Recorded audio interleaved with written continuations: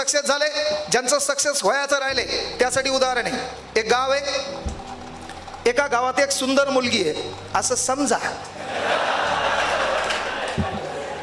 वांधे आपले तिथंच आहेत. सुंदर म्हणला की तू हा भुकनाच झाला, मेला तू थाळ. सुंदर बिंदर काही नाही. एक गोष्ट लक्षात घ्या, उदाहरण समजा म्हणलं, काल्पनिक कथा समजा. आता एक गाव आहे, एका गावामध्ये सुंदर पोरगी आहे.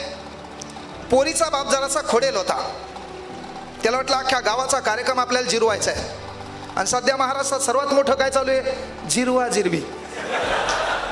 जुनं होतं पाणी अडवा पाणी जिरवा, आता हे त्याचं जिरवायचंय, ते त्याचं जिरवायले है ना. समाज 12 लोगों से बने वाला होता है, 4 सच्चे 4 लुच्चे और 4 अच्छे. यहाँ तो सबके सब दलिंदर लुच्चे है. आपलं कोणीच नाही.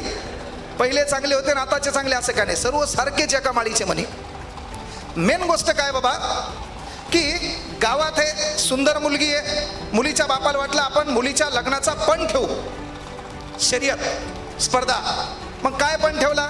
पोरीच्या बापान काय केलं, पिण्याच्या पाण्याचा 20 फुटाचा एक हौद बांधला. त्या हौदात पाणी टाकलं आणि शर्यत अशी ठेवली, जो कोणी या पिण्याच्या पाण्याच्या हौदातून पोहून जाईल किंवा या पाण्यातून जो कोणी पोहून जाईल त्याला म्हणले 10 लाख रुपये आणि त्या सुंदर पोरीचा हात दिला जाईल, तिचं त्याच्यासोबत लग्न लावून दिलं जाईल. मग काय, तलाठी, ग्रामसेवक, लिपिक, कनिष्ठ लिपिक, वरिष्ठ लिपिक, जलसंपदा विभाग, पाटबंधारे विभाग, पोस्टल असिस्टंट, चपरासी, कोतवाल, police, STI, ASO, PSI, deputy collector, collector, MPSC कंसात जी लागल ती सर्व लाईननं, सर्व लाईननं, सर्व लाईनात. ए थांब रे, तुझ्यावरच कार्यक्रम घेईल मी. वांधे तेच हे चालू काय, मधात काहीतरी बोलायला त्याला. पुन्हा हे गुणवंत होतं का? नाही ना. चालतंय, एकदा तुम्ही तुमच्यासाठी टाळ्या वाजवा, आपल्यासाठी कोणच वाजले नव्हत्या ना. आतापर्यंत आपण सरसाठी वाजवल्या, STI साठी वाजवल्या, आलेल्या मान्यवरासाठी. आपल्यासाठी कोणीच वाजा म्हणलं नाही. म्हणजे कधी कधी आपण म्हणायचं आपण बी भारी आहेत, वाजू द्या. पहा, लक्षात घ्या.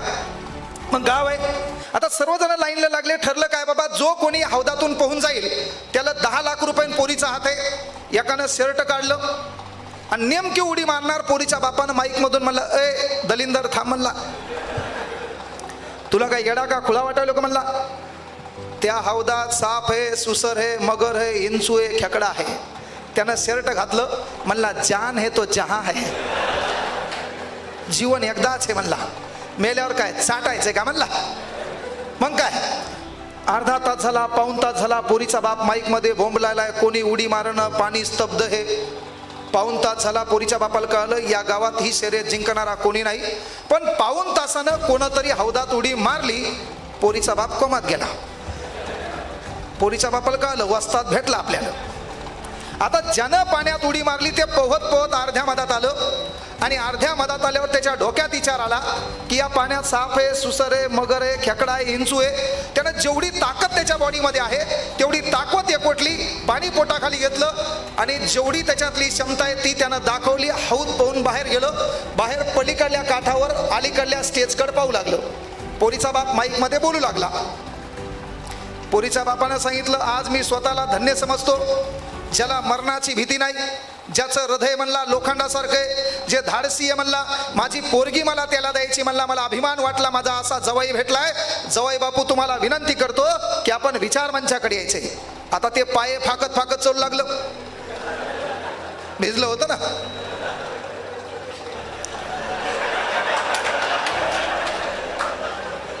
असं लेट करणं आणि हात जाऊ नका. आता ते पाय फाकत फाकत चालू लागलं. पण ते रागानं पोरीच्या बापाकडे पाहू लागलं. पोरीचा बाप कोमात गेला. हे येडं बिडं तर नसेल, याच्या आठाने तर हरवलेले नसतील. पुन्हा पोरीच्या बापान डायलॉग ऐकला होता, येडे लोक इतिहास घडवतात आणि शहाणे वाचतात म्हण. ह्या लिहिणाऱ्याला हाणावं लागते रे. हे जास्त लिहिलंय का, त्याला टाइम लावलं हाणावं लागते. गरज नहीं वाले बादल कभी बरसते नहीं. और फोक्या जिसको बरसना है उसको गरज नाही पडता है. रियालिटी है. वाळूचे कणही रगडतात, तेलही गळे. मी तुला टोपलं भर वाळू देतो, घास किती दिवस घासायची दाखवते. आथरून पाहून पाय पसरावे. आता तू मोठा झाला, तुझे पाय बाजाच्या खाली चाललेत, आथरून बदल. कॉमन आहे ना, किती दिवस.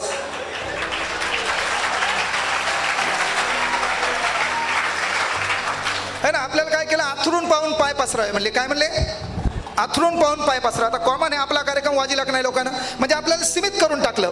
काय केलं, सीमित करून टाकलं. सांगायचं तात्पर्य लक्षात घ्या. आता ते मधातून चलत येऊ लागलं. पोरीचा बाप माईक मध्ये बोलू लागला आणि पोरीचा बाप माईक मध्ये बोलत असताना त्यानं सांगितलं की विचार मंचावर या. ते विचार मंचावर आलं. असं रागानं पोरीच्या बापाकडे पाहू लागलं. पोरीचा बाप म्हणला, स्वतःला धन्य मानतो म्हणला, तुझ्यासारखा धाडसी जावई भेटला म्हणला. पहिल्यांदा तर तुझं अभिनंदन आहे. बोल म्हणले, तुला 10 लाख रुपये पाहिजे का पहिले पोरीचा हात पाहिजे. त्यानं पोरीच्या बापाच्या हातातला माईक हिसकून घेतला. ते 10 लाख आणि पोरीचा हात चुलीत घाल म्हणला. मला हौदात येताना धक्का कोण द्याला त्याचं नाव सांग म्हणला.